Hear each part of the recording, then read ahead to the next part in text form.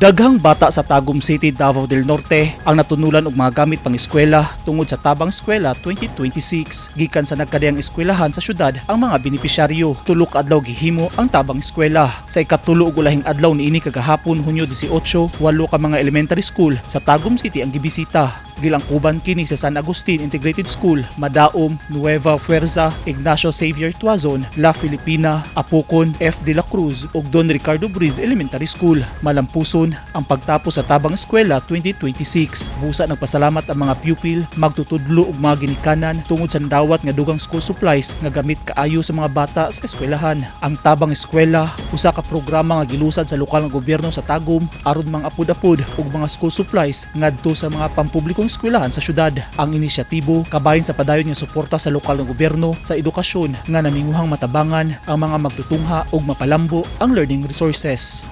Eugene Hinutan, Newsline Philippines. Stay safe.